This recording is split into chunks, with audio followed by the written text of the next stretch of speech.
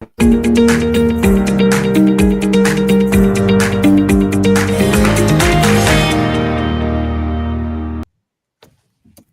everybody from the Energy Realities podcast. Welcome for our end of year special. We hope everybody had a fabulous Christmas and didn't get into too many arguments and fights with family over the holidays. You never know these days. Today, we have our amazing panel. We have Irina Slav from Bulgaria, who writes for oilprice.com and has an amazing Substack, which is Irina Slav on energy.substack. Yeah. Is that right? Yeah. Okay. And welcome, Irina. Then we've got Stu Turley, the amazing Stu Turley with the Sandstone Group, who does Energy Newsbeat. Stu, do you have a Substack? I do. It is theenergynewsbeat.substack.com. Awesome. Great. Hope you had a great Christmas, and we're looking forward to all this. And then we've got David Blackmon, the op-ed writer extraordinaire, who writes for lots of different publications and has a great Substack. David, what's your Substack? It is Energy Transition Absurdities. It's a target-rich environment. Yes, there's like an endless supply of material for energy absurdities. Absolutely. And I'm sure it'll get worse in the year to come. And then there's myself, Tammy Nemeth. I have a Substack at thenemethreport.substack.com, as well as my website, thenemethreport.com, where all of my different things are all on there. So today we are going to talk about, well, I think we should probably review a little bit of what the highlights were of 2024, and then offer our amazing crystal ball gazing for 2025 energy predictions. So, guys, should we do a little bit of a review, or do you want to go straight into predictions? Yeah, no, I think a review is great. Yeah. Okay, so how about we do like our top 3 or something of 2024? Would that be okay? Okay. You bet. All right. Okay, so Irina, what do you think? You're on the spot, Irina. David was nodding first. Maybe we should go with David. David, what's your top 3? Okay, I'll go. So, I mean, I think in the United States, we'll just put it that way. In the United States, the top 3 were the ongoing collapse of our electric vehicle manufacturing sector in this country. Every company trying to make electric vehicles in America, other than Tesla, is in serious financial trouble, at least in the business segments. At Ford, GM, Stellantis are all bleeding billions of dollars every year with no real end in sight to that because of flattening demand for electric vehicles in this country. Rivian was bailed out by, was it Volvo or Toyota that bailed them out? Volvo, I believe, with a $5.8 billion infusion of money to save them from bankruptcy. Fisker went into bankruptcy. Canoo, a business van maker that never really got off the ground, is about to go into bankruptcy, and all the rest are in severe financial difficulty, the pure play EV companies. So that's, one big story this year. Second big story was the Biden administration's pause on LNG permitting. I think got more attention than anything else, and all the stupidity and really just false justifications for that, abjectly false science, and the need for this study that DOE had already conducted in 2022, and they fooled around for 11 months and then finally released a revised version of it in December. That was just a farce led by Jennifer Granholm, probably the worst, most inept energy secretary ever to hold that job. Thank God she's going to be gone in 22 days. And we'll have a real energy secretary named Chris Wright to take her place. The third story, I think, in the United States, third big story, was the rapid growth of solar, build out of solar, and the slowing of the wind business at the same time. New wind installations onshore slowed to barely a trickle, as local communities fight back against them. The offshore wind build out in the Northeast that was such a pet project of the Biden administration is an abject failure and probably is going to go away due to the policies in the next administration. And I'm really looking forward to the collapse of that segment because it's incredibly destructive, killed all manner of whales and other marine mammals. We all know it. And still continues to litter the beaches along the shoreline of Nantucket Island due to the blade, the gigantic 300-foot long blade that collapsed off of one of the turbines and just released all these particles of fiberglass and other dangerous materials into the ocean. And it's a mess created by an administration that had no idea really what it was doing other than wasting money. And thank God it's almost over. Okay, those are great. They were on my list. Irina, what are your top three? Thanks for giving me time to collect myself. Well, first of all, this was the year when Quains completely took over the oil market, or should I say algorithms. Everyone fixated on China. I swear 90% of all oil news reports began with concern about Chinese demand. So the oil market is completely being ruled by software and people who make predictions based on software, like models. Even though global inventories are declining and OPEC Plus is continuing to withhold supply, and I think the hopes for non-OPEC output growth are over-optimistic, and this might be revealed next year. But that's one of the most important thing I noticed this year. The other big story for me was Germany and its energy policies, because we saw what happens when you're being stupid with your energy. I actually checked the other day on electricity maps where Germany was getting its energy. The wind was blowing that day, so it was generating quite a lot of electricity from wind. And the biggest source of electricity that day was from coal, lignite coal. Yeah. So Germany was pretty brown. And yeah. And the third, and I want to say the UK, but it's the same as Germany. We have these two countries that really showed us how the energy transition was working. But actually, the third story would be the complete breakdown of the transition narrative, because as we had been talking about it, we have been predicting it. And this year, we saw the first really big cracks in the narrative. I mean, coal demand was at a record. Oil demand continued growing despite China's record EV sales and all that. And yeah, that's just, it's not working. The transition is not working, and we saw this really, really clearly this year. Excellent. Yeah, I think those are like the constant themes that we talk about, is the energy transition that isn't, at least the way central planners are thinking about it. Stu, what are your top three takeaways from 2024? I think David and Irina did a great job on those. I want to add the Chevron deference in the U.S. because that is allowing the United States to step away from the deep state overreach. Yeah. Do what? Right. That is a great catch. I'm embarrassed. That is.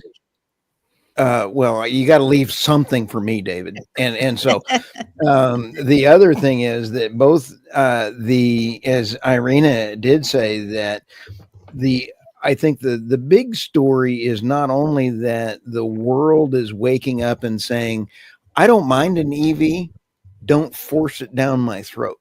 Don't force me to do this. And so you have Germany, New York, New Jersey, California, the UK, just as you all talked about, fiscal responsibility is failing.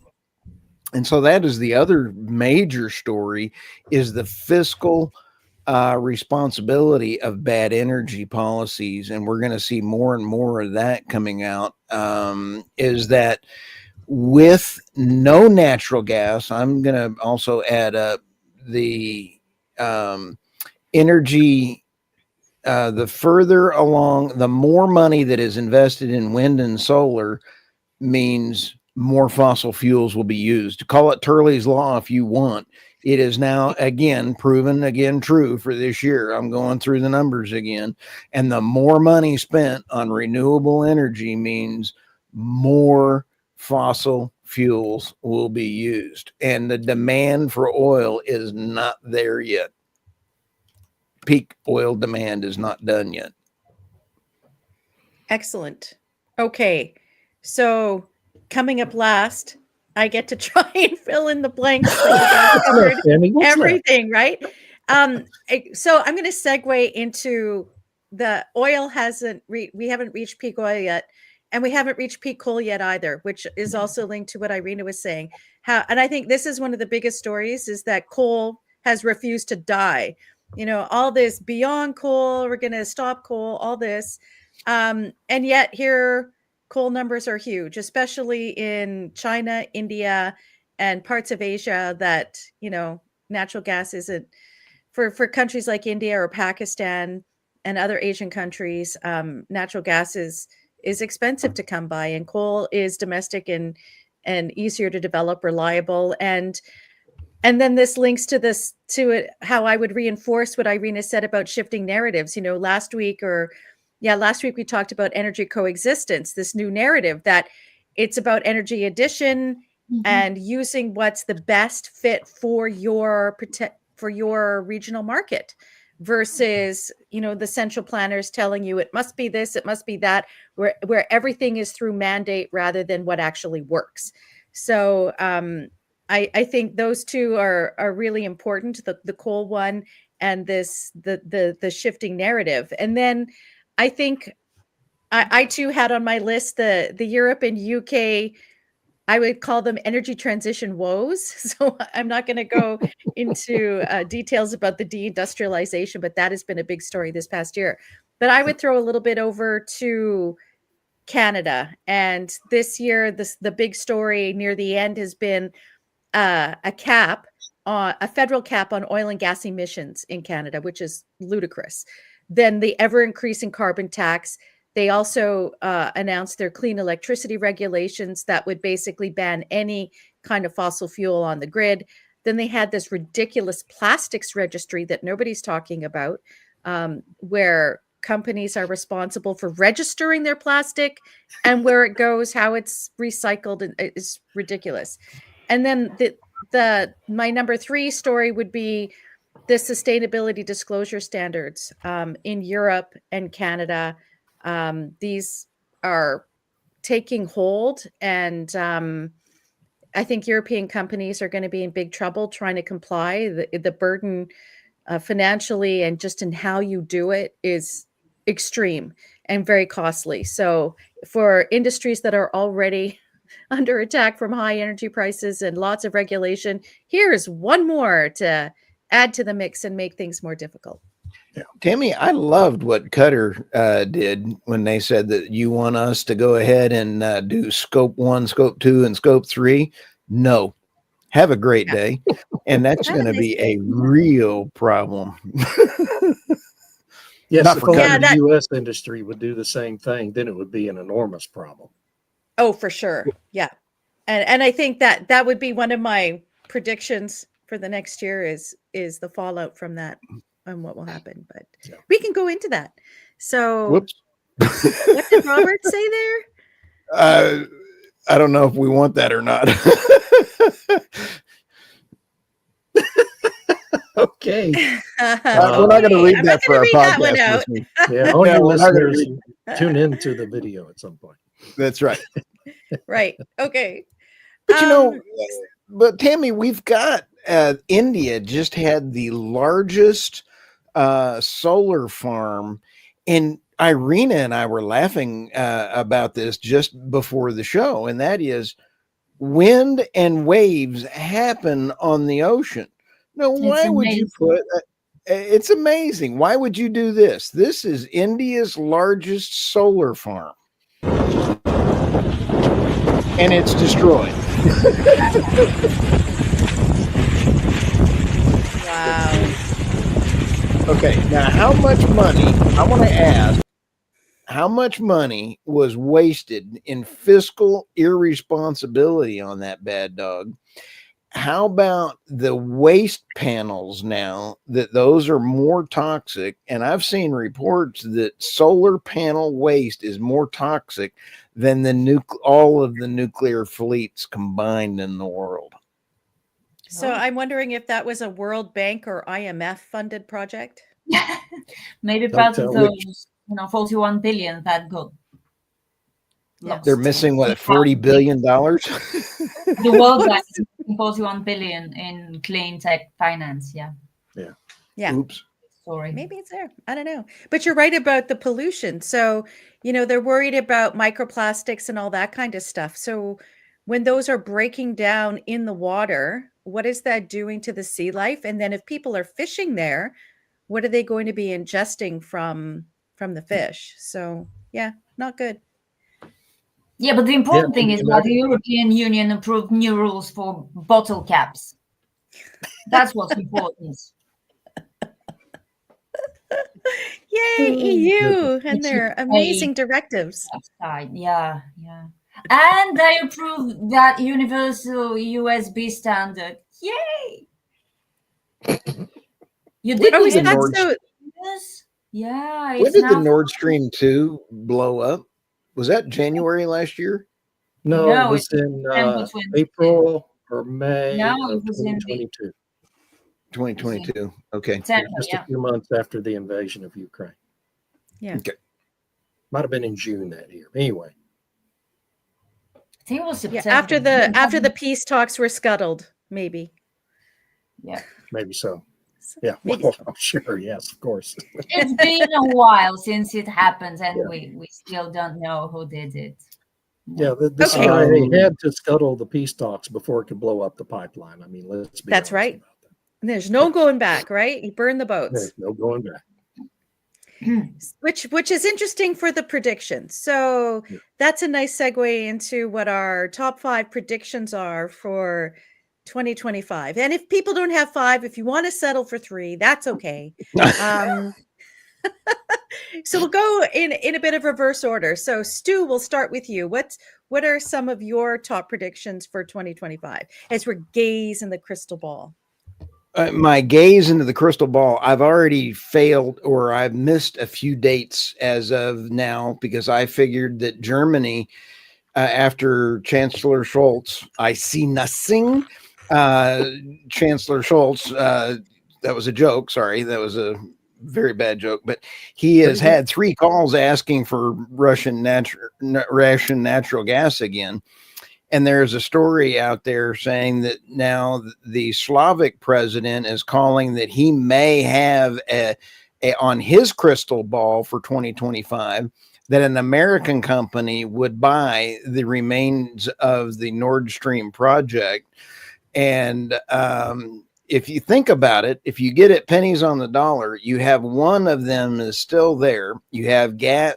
You can have cash flow immediately to repair the other ones, and you're off and running. I predicted that we would see cheap Russian natural gas flowing already, but Zelensky's Ukraine pass-through is going to set to expire on Wednesday, and that is going to be a major problem. And for the Ukrainian people, it's going to relegate Ukraine to 4th world status as far as an energy country is.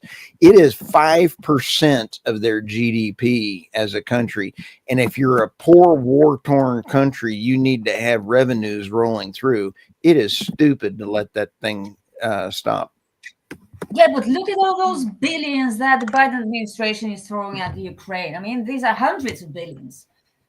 Right. They should. But that's going to end. They theoretically. So that would be one, is that I think the Russian natural gas will be flowing again in 2025. And I think that cheap Russian natural gas is going to be, you're going to have Germany, you're going to have all of the other countries either take cheap Russian natural gas or regime changes will happen. So there's one of them. I think we will not see peak coal, and I think Irina nailed it in peak oil is not done yet. We are going to be seeing a pushback. You're seeing a failure of the EV markets. Now take a look at the news last week with Japan's automakers, all three big ones looking to merge. You're going to see them try to survive.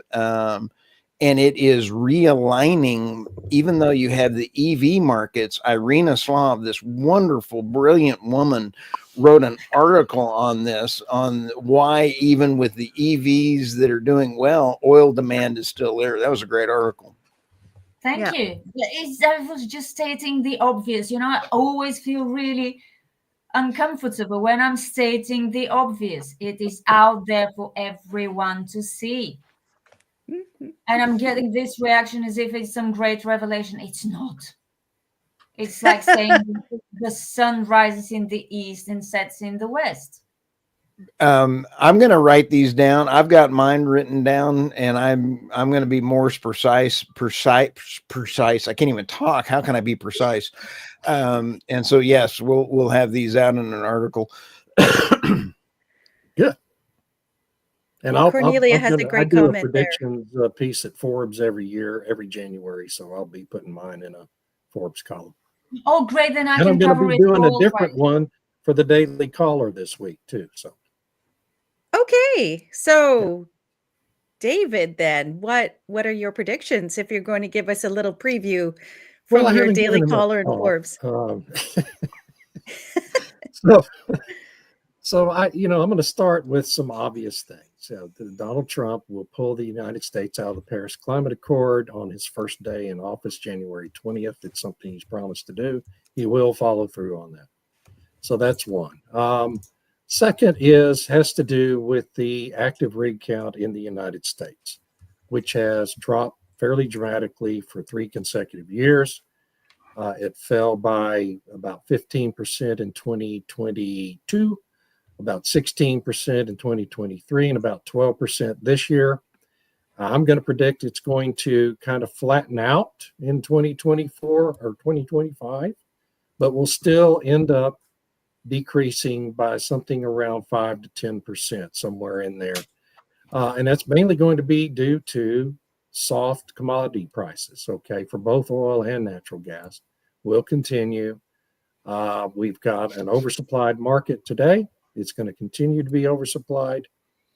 And so the rig count's going to continue to drop. That said, in the United States, because the industry's become so efficient at increasing return rates out of each new shale well they drill, with advancing technologies, with more sophisticated frac fluids, with longer laterals in these big shale areas, they're going to continue to increase overall U.S. production of both oil and natural gas. And so it seems counterintuitive, but it's happened for 3 years in a row. It's going to continue to happen. And so that also plays into the prevailing wisdom, which I think is fading at this point, finally, that the Trump administration is going to bring back the whole drill, baby drill thing we saw in his first term, when both the Permian Basin and the DJ Basin up in Denver and the Bakken were all in their drilling boom phases. That drill, baby drill philosophy, resulted in a huge drilling boom during those 4 years. That's not going to happen this time because all these shale plays have become more mature. They're now in their development phase. Which is just the natural progression of any oil and gas play area. And so even though the policies are going to be more favorable for oil and gas, you're not going to see a big drilling boom. You'll see more drilling on federal lands during 2025. because the Trump administration will go back to holding regular lease sales that have been held up for completely ridiculous and absurd reasons by the Interior Department and Secretary Deb Haaland in the Biden administration. That will end. You'll also see increased production from the U.S. offshore for the same reasons. We're going to start doing lease sales again, issuing permits again. Trump will also issue rescind the Biden permitting pause order on LNG infrastructure, the most unjustified policy action other than the cancellation of Keystone XL that the Biden administration engaged in. Just really stupid, counterproductive policy. And what else was I going to predict? I think we all need to think about this. And I'm not making a prediction here, but I think it's becoming a legitimate question globally, whether we're going to achieve, which will we achieve first, peak oil or peak coal? And I think it's a legitimate question because of the need for developing nations to have affordable, reliable, 24/7 power generation to develop their economies and rise out of squalor. I think coal demand is going to continue to rise for the foreseeable future, just as oil probably is going to continue to rise for some additional years. And 2 years ago, I would have said, well, we're going to reach peak coal long before we reach peak oil. Now I think it's a legitimate question and something to watch in the coming years, whether we get to peak oil before we get to peak coal. And that's, again, counterintuitive, given this whole fake energy transition we're supposedly engaged in. But it's become a legitimate question now. Then the other thing I wanted to just also emphasize here is that the EV industry in the U.S. is an exception to the rule, and Europe are exceptions to the global rule, that the EV industries are expanding pretty rapidly. EV adoption is expanding pretty rapidly in China, in Indonesia, and in these other Pacific Rim areas of the world. And I suspect EV adoption will speed up in developing nations before it makes any sort of a recovery in the United States and Europe. And that's a trend that I think we'll see continue to develop here in 2025. So those are the main ones I wanted to emphasize here. Those are all fantastic, David. Thank you. I'm curious about the EV adoption one in Southeast Asia. I wonder if this is just a premature blip on there, because I'm thinking about what happens when those batteries stop working 5 years from now. Yeah. And what then happens to those vehicles. And right. I do too. Yeah. too. And that's always going to be a problem that the EV industry just doesn't seem capable of addressing. And, when people realize, you go buy a Tesla, it's wonderful. They're beautiful cars. And you think, well, this is cool. I paid $100,000 for it. That's it. And then, 3 years later, you've got about 60,000 miles on the car and you got to spend $20,000, $25,000 replacing the battery. That's going to be a severe limiter, in most parts of the world. And I just question whether governments can continue to sustain these subsidies into perpetuity, because that's the only way governments are trying to resolve that issue for the EV industry, since the industry can't do it itself. But for the time being, I think these flatlining of demand in the U.S. and Europe is kind of an exception to the global rule that deserves watching here in the coming years. Good point. Irina, what's your predictions for 2025? Okay, I'll try to come up with more than two. I think I could. Now, for starters, chronologically, Europe will freeze in January. I'm just not sure if it will freeze from literal cold or it will freeze when it freezes its electricity bills, because this deal is ending. Zelensky made it clear, then Putin had enough and said, okay, we're not giving you gas. So there will be no gas. It wasn't a lot of gas going through that pipeline, but it was enough to make everyone nervous now that it's expiring. So that there would be American LNG, but the price will match the demand. So maybe they won't freeze literally, but there will be trouble, financial trouble. And then going forward, bills will only get higher because of the amazing energy policies that all these governments are pursuing. I also predict some serious, even more serious trouble for European car makers unless the state planners let go of their necks, which I'm not sure will happen, although it might. I'm trying to maintain a balance between what I want to happen and what I think could reasonably happen. And to be honest, I thought that in the UK, the planners from the Starmer government would let go. They would agree to some form of compromise, but they're not. They're Nope. being surprisingly stubborn. And I'm afraid this could happen in the European Union as well, which spells serious trouble for car makers. I'm not even sure Volkswagen reached an agreement with its employees. So did it? This I could don't think continue. so, not yet. I don't know. Yeah, so there will be trouble in European car making. Maybe in a few years we'll see some of the big ones collapse, because what was it, you, Tammy, who said that they'd have to keep? No, it was David. Sorry, they have to keep subsidizing all this. Yeah. And they can't keep subsidizing it because they need to subsidize wind and solar more, because they want more wind and solar, and it's not happening without more money. You cannot have money for everything, even with a printing press. So that's another thing. I think we could have a breakout in oil prices, because nobody knows where Chinese demand will go. And of course, all the mainstream media are biased to downplaying any increase in demand and talking about EVs. And they keep forgetting that, I repeat, because it bears repeating, that this year saw Chinese EV sales represent more than 50%, around or a little bit more than 50% of total car sales for several months in a row. Demand for oil continued to grow. It is really frustrating how nobody pays attention to this. So I foresee a day sometime next year when oil prices will jump and everyone will be extremely surprised, because prediction number 4, OPEC is not going to roll back its cuts. They can't. Yeah. They can't No, afford they to do that unless they decide to,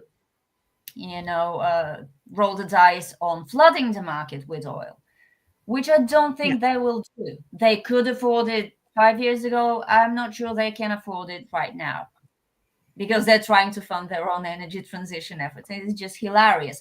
And the great thing about a potential increase in oil prices, a price rally, would be that the transition will get even more expensive. And I love the idea of this. I would just accelerate the collapse of the whole thing, which is nice. And also, coal demand will break another record next year. Yes, it will. Yeah. Yeah.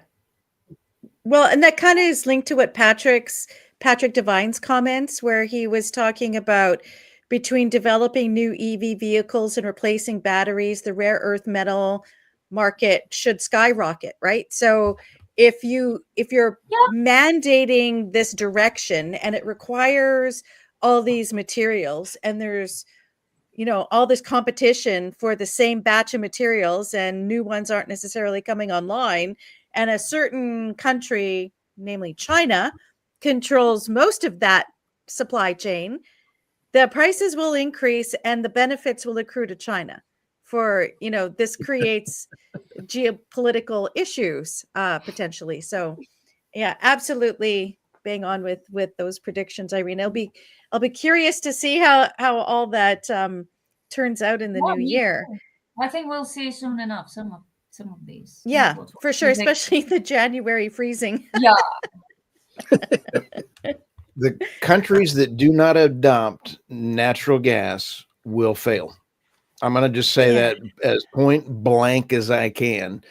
If you do not, because in the United States and in other countries, nuclear takes too long, and we're going to, in Texas, we're going to be doubling our grid demand in the next 5 years.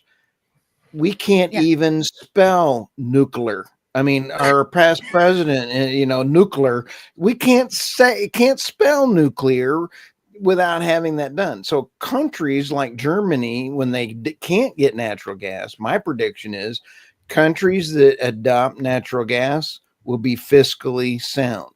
Those that don't, won't. Or coal. We have lots of coal. Or coal. Or coal. Yeah. Especially for reliable power that's controllable and isn't necessarily dependent on foreign sources. Whereas natural gas, it's great for the United States or Canada that has a lot of natural gas. And so therefore it's not much of a security risk. But if you're exporting, ships are for Africa, I've spoken to a lot of African leaders, and it infuriates me that we have the World Economic Forum and the World Economic Monetary Fund trying to fund renewable energy when we have all the natural gas you could possibly burn, clean natural gas in Africa, and we could set up so that we could export clean burning technology for those power plants and have goods and services made in Africa and really elevate them out to a much better environment. So that would be we could help just stop toil, as Jasper says, speaking of that, help improve agricultural practices and remove some of the harsh physical labor and mechanize it. There's nothing wrong with mechanization. As much as people, it's industrial farming. Well, that's actually what makes it more efficient and takes the strain off people. Do you feel if these just stop oil clowns glue their hand to a road that it should be cut off? Or let me show. David was laughing at this the other day. Let's show this. I just want to get it next time. Now, why are they being so gentle? Should we just hand them a saw and let them chew on their own hand? Yeah, and he's watching so patiently. Yeah. There's no pain involved here. Now watch this next one. I think this guy should have been an NBA player because he has the most beautiful fake hand. He cries out for mama when the policeman pulls his hand off. Watch this one. Hop. Vous voyez, c'est pas trop collé, c'est du goudron. Ça colle pas, mais c'est solide. Hein. Ah, maman! Ah! Oh, maman! Holy smokes! C'est super mal! Ah, t'es ouf! Ah! Y'a rien. Yeah. And that cop, I love that cop. It's like, yeah. As I said, he's the new Cristiano Ronaldo. Yeah, exactly. It's just exactly as convincing as Ronaldo is. Yeah. I love that cop. Yeah. Yeah, that was brilliant. Yeah. Okay, so for my predictions, I'm going to start with a geopolitical, and that would be Syria and the Middle East. I think that there'll be some new troubles there with Islamic terrorism, and that the oil and gas flows could be jeopardized or be put into question. It's unclear what role Turkey is going to play in all of that, since there was a really great Substack that Roger Pilkey Jr. had linked to the other day, where they were talking about just that entire situation in Syria and how Turkey had been angling to be this hub for natural gas flows from the Middle East into Europe, and how Syria had been a bit of a thorn in the side for that. So it'll be interesting to see how that all works out, because Qatar wanted to put this pipeline that would run through Syria, this massive natural gas field that they have access to, that's not really very developed at this point, and to run that gas by pipeline through Syria into Europe. So that'll be interesting. And related to that, my second prediction will be that the Middle East pushback on climate disclosures and exports to the EU could fuel more resistance, maybe from European countries who feel overwhelmed by this new regulatory burden. It would be nice, like we said earlier, if American companies and Canadian companies would also push back on this, but maybe it takes a country like Qatar to just say no. that will influence the behavior of others in resisting these things. And then I think that the EU and the European Commission, they will do this. They will continue with their ongoing undermining of candidates, representatives, and parties that aren't 100% behind the net zero transition. And you see that with what's been going on in Romania, what's been happening to some extent in Poland, Bulgaria, the Czech Republic, in France, and now Germany. So it'll be curious to see if the Alternative for Deutschland party will actually be banned, or if they can't get that legislation passed or whatever before the election, what the EU is going to do, what shenanigans will come up with. Will there be some new fake or whatever reports that they're somehow backed by terrorism or something? Right. It remains to be seen. But I think the EU and the EC will continue with their subtle and not so subtle undermining of parties and representatives they don't agree with. Subtle they're not. Yeah. And then I think for my number 2 is that there will be higher energy and higher food prices for the EU and the UK, which could lead to civil unrest and government clampdowns on citizens because of, through digital censorship or debanking or whatever. Because in the UK, the farmers are ramping up to do further protests at the end of the month, to maybe even start blocking supermarket warehouses to try and get the public's attention on the different policy changes that this Labour government has brought in. Partially taxation, but there's also a lot of new rules that are coming in and wanting to use up farmland for solar and wind installations and whatnot. So that'll be interesting. So my number 1 prediction, which is linked to what Patrick's saying here, if America's economy is unleashed through less regulation, through lower taxes, through increased energy production, with reliable and affordable power, then the progressive movement's net zero transition, especially as it's identified in the EU and UK, all of that will be in jeopardy.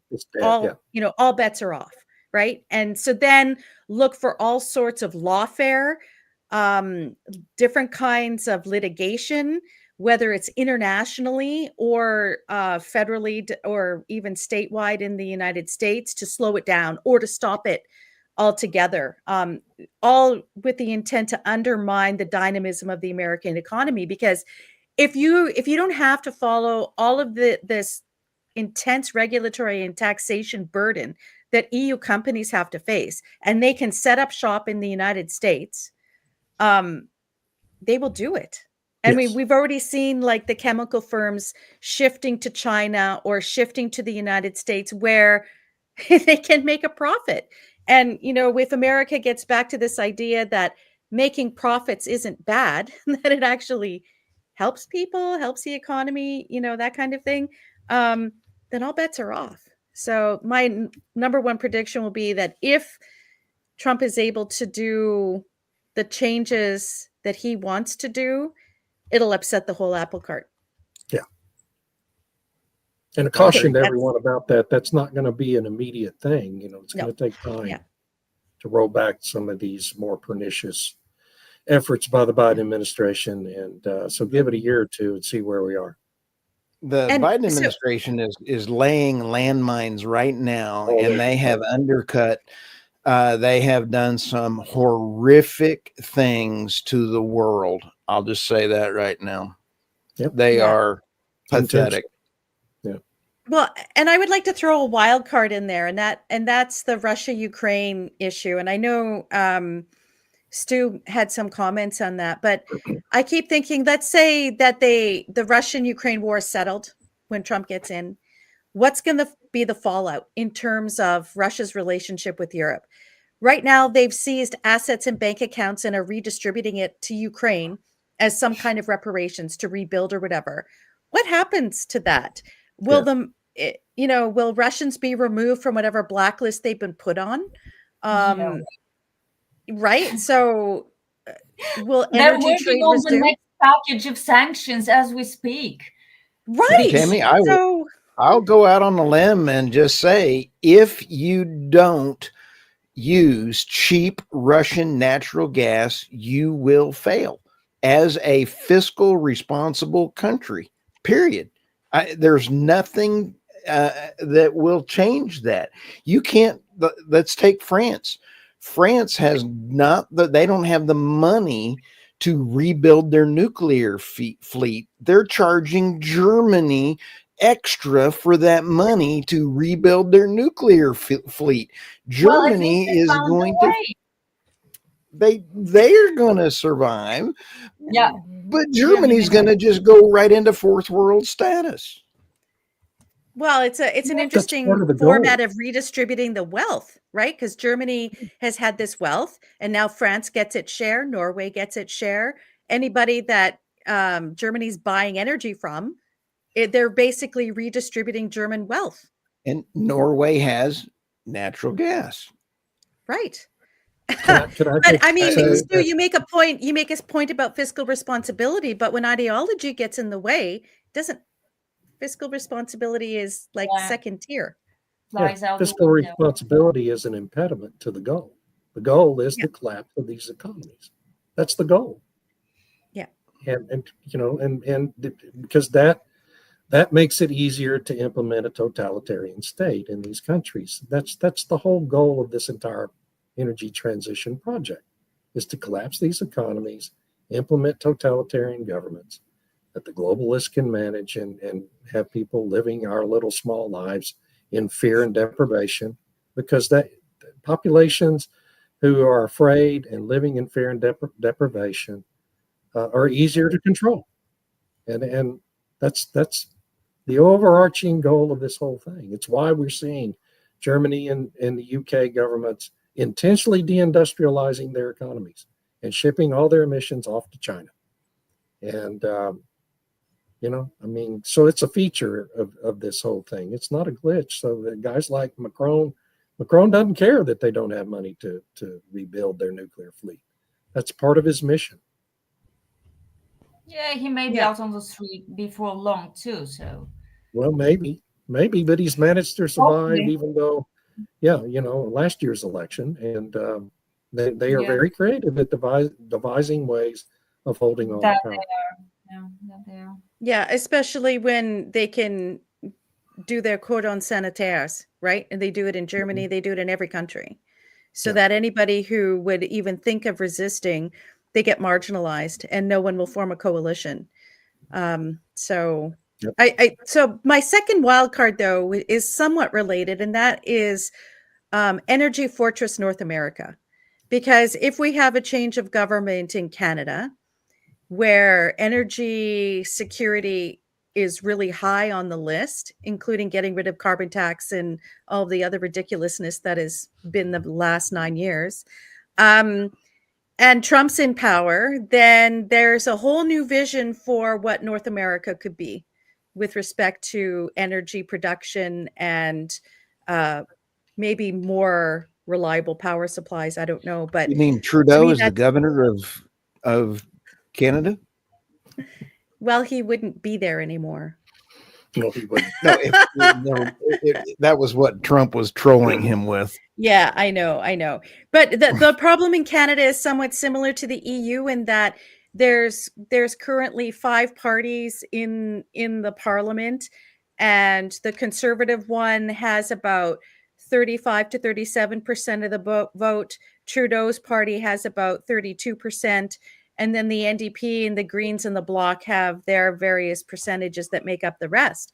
But the way the first past the post system works, you can get these seats that barely win, but they still get that representation. And then you have what we have now with the Socialist NDP party, with the Socialist Light Liberal party forming a coalition to stop the Conservatives from from being in power. So there is a concern that unless there's an overwhelming victory across the country, then it'll be very difficult for the Conservatives to form power. We'll just have another left-wing coalition. So Oh, not this is a so nice. given. Yeah. Yeah, and then Patrick has a great comment there. Western Canada secedes from the East and Trump becomes president of Western Canada. That's my suggestion. I think Trump needs to stop talking about annexing Canada and just focus on Alberta. Be done Well, with I that. mean, the problem is, let's say if the West seceded and then joined the United States as a state or something, there's no guarantee that 4 years from now it will be a reasonable president there, and then Right. be confronted with the same kinds of madness that you guys have been subjected to for the past 4 years. And there's And also the Obama big before that. complication that Canada, is basically a, what is it called? A protectorate of the United Kingdom? No. What is the nature of its affiliation with the United? I mean, the King of England is also the King of Canada, right? Yes, but that's based on our Constitution and being a constitutional monarchy. So we're still an independent country, even though we still have the Commonwealth allegiance to the United Kingdom.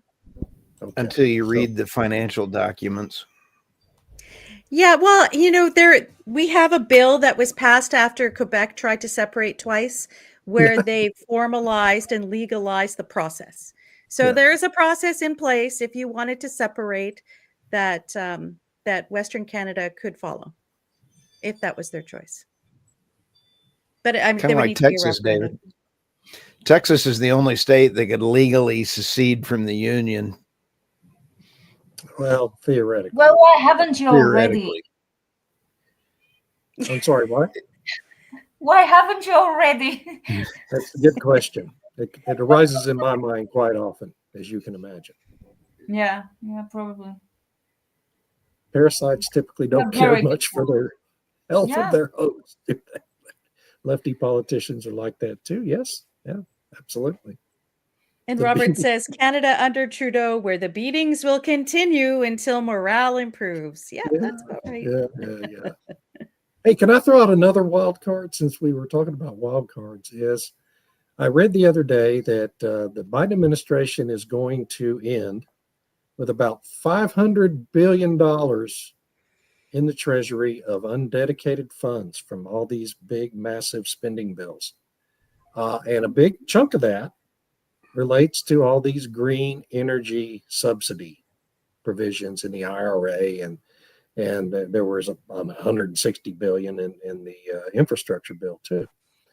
And my view is, I think it's a wild card that you're going to see the Trump administration using all sorts of executive branch means to reallocate a bunch of that subsidy money to other purposes, including funding the building of the border wall along the southern border, because the Energy Department and EPA and the Interior Department have kind of been, jointly in charge of distributing all these monies, grants and everything, to all these non-viable business, startups that are all going to go bankrupt.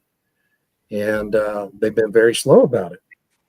And so there's an awful lot of money, $500 billion, that has yet to be allocated to any specific purpose. And I suspect you're going to see the Trump administration go about reallocating a bunch of that stuff to purposes outside of what the legislation says. And they did that. Use it to pay the Everyone debt. needs to remember, if you're scoffing at that, remember that Trump reallocated $4-point-something billion from the Pentagon budget to finance the border wall in his first administration. So Yeah. there is the means of doing this, and I suspect there's going to be a highly dedicated effort related to this $500 billion. Yeah. That's an interesting prospect. You'd think that they could use it to pay the debt, but that's not going to happen. That would be fun, wouldn't it? Oh, by the way, Volkswagen and its employees reached an agreement on December 20th. Oh, they did. did? Okay, I missed it. Yeah, according to AP, and I don't know. They'll be slashing manufacturing capacity, and the employees are taking a bit of a pay cut, and they will shed jobs through early retirement. That's not going to solve their problem. Yeah, they can't sell enough cars of the kind that governments want. They're them being to sell. mandated. Yeah, you're right. Yeah, I'm looking. Did you see Patrick's comment, the last one there? Trump could cut DOD, DEI funding and divert the money to restart the border wall. Ooh, That's snap. a practical idea. Yeah. Doge. There That's you what go. Doge will be looking at, I'm sure. Yeah. Oh, yes, definitely. Let's see. David, just curious, have you ever attended the North American Prospect Expo in Houston? Just wondered whether it would be beneficial for someone like myself who've been working regulatory. Yes, it's definitely useful, Travis L. NAPE is a wonderful conference, one of the premier energy-related conferences held each year. Stu and I and RT Trevino had a whole booth at the last NAPE conference, doing podcasts and stuff from the floor there. It has a terrific agenda, presentations and speakers that is always well worth taking in. I've spoken at that 3 times, I think, in the past, but I've kind of retired myself from going to those things. But I highly recommend NAPE. It's one of the few I would highly recommend. Yeah, unfortunately, I'll be there. And we did, I think, 35 to 40 podcasts at that booth. That was fun. Everything from Doomberg, and everybody wanted to line up to see the chicken, the green chicken. David wrangled him in. So that was good. Yeah, RT interviewed George P. Bush on the floor of NAPE. Oh my gosh. Yeah. Okay, well, I think that's it for our predictions. Do we have stories we want to cover really quickly, or we have a minute and a half? 3 minutes. Maybe we should You postpone that part to next week. Yeah, why don't we do that next week? But you know, Irina, this is what the green energy policy thinks that green energy is. You know, when they sit back and we have green energy, this is what the left thinks. It's about as realistic as the transition, yes.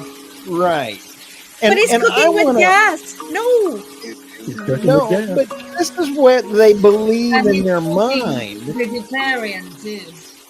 Right. And here's what actually happens during the energy transition. This is the energy transition in reality. In reality. Here we go. Okay. Pesto chicken pasta? So just imagine if that was. Do you not like it? Milo on a fish fry? Is the energy transition. Okay, you can look at that. Okay. Watch this one.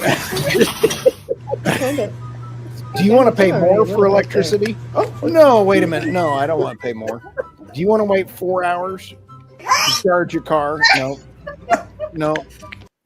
So that is a stark contrast between what the left thinks the energy transition is, and here's what the actual transition is. They don't want to pay for it, but they want somebody else's money to pay for it. I love Robert. We're going to have a great New Year, Robert. Happy New Year. Happy New Year. All right. With that, we are going to have a great year, guys. Thank you all. This is see you guys.